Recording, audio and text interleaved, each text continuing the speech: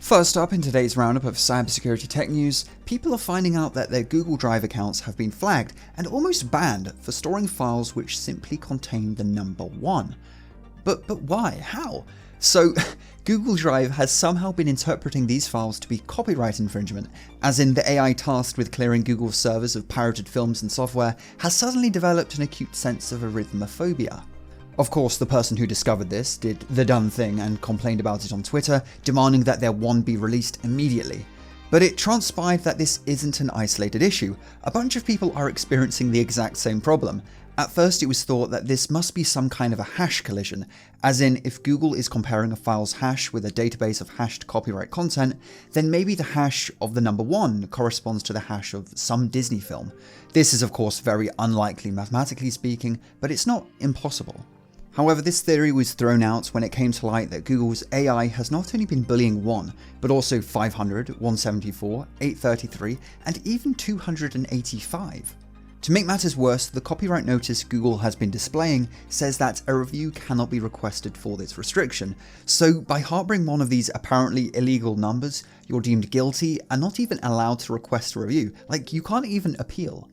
In terms of how this was all discovered, based on the path of the original offending file, it looks like the file containing a solitary 1 was the output of some programming homework. Luckily, Google doesn't immediately ban an account after one copyright violation, but if you're curious enough to write a script to generate a bunch of files with random numbers, then don't be surprised if you rack up enough violations to get your account deleted. Thankfully though, this technical embarrassment for Google hasn't gone unnoticed. It gained a bunch of traction on Twitter and they're now apparently working on it. Cybercriminals are scared. They're going through an existential crisis over the recent arrests of Revil ransomware gang members. They're worried that they'll be next. The thing is, over the past few years, Russia has kind of been ignoring cybercrime, turning a blind eye to cyber miscreants operating within their borders, if and only if, and this is a big if they didn't target Russian citizens or companies, the rest of the world being fair game. Many cybercriminals have gone so far as to code a language check into their malware. The malware, whether that be ransomware, a banking Trojan or whatever, the malware would check what language packs were installed on a victim PC before running. If it was detected that Russian or a language of an ex-Soviet country was installed, then the malware would simply nope out and delete itself, sparing the victim. The reason ex-Soviet countries got a pass as well is because these countries share a close working relationship with Russia, so they're considered high risk to target from within Russia. This is just how seriously Russian criminals were taking these unwritten rules. They were willing to potentially lose money on victims if it meant that they could stay in the clear with authorities. I've even suggested in a previous video that you might as well install the Russian language pack within Windows in case you catch a strain of malware for which Russian is an antidote. You don't have to use the language pack, just having it installed is enough. However, since the arrests of members of Revil, the world's most infamous ransomware gang, the unwritten rule that as long as you don't attack Russia or its allies, life will be sweet, is unraveling. Cybersecurity company Digital Shadows has gone undercover on cybercrime forums and reported on this existential crisis looming over the cybercriminal community. They found that questions such as, what will happen to my stuff if I get arrested for money laundering, or how many years will I get for ransomware, are becoming increasingly common. One thing these guys are particularly worried about is how they'd be treated in prison, because of course in prison criminals are often treated depending on their crime. A bank robber is going to be treated quite a bit differently than a kiddie fiddler, both by staff and other inmates.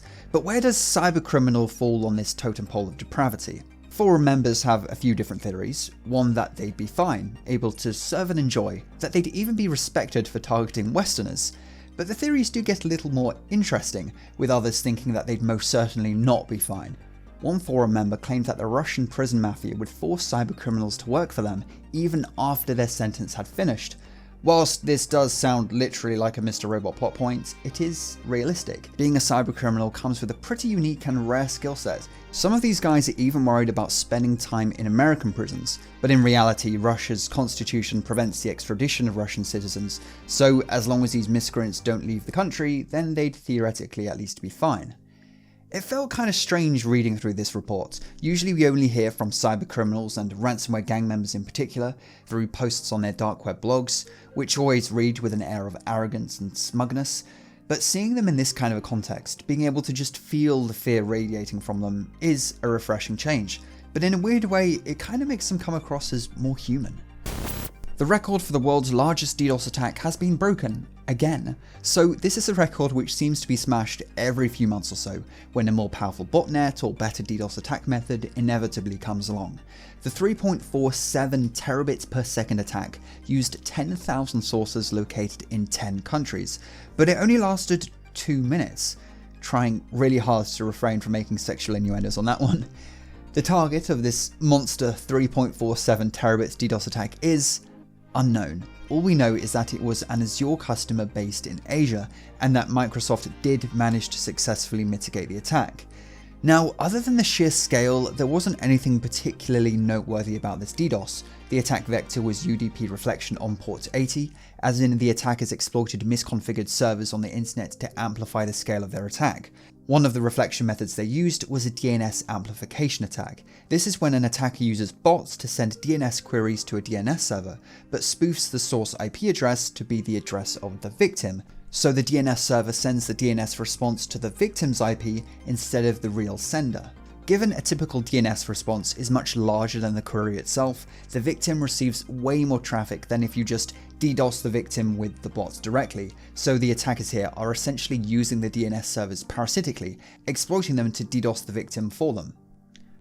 This video is sponsored by Linode, who are giving you $100 worth of free cloud computing. Linode is a totally customizable cloud hosting platform. Whether you're looking to quickly spin up a VPN, website, or host a Kubernetes cluster, Linode has you covered. If it runs on Linux, it'll run on Linode.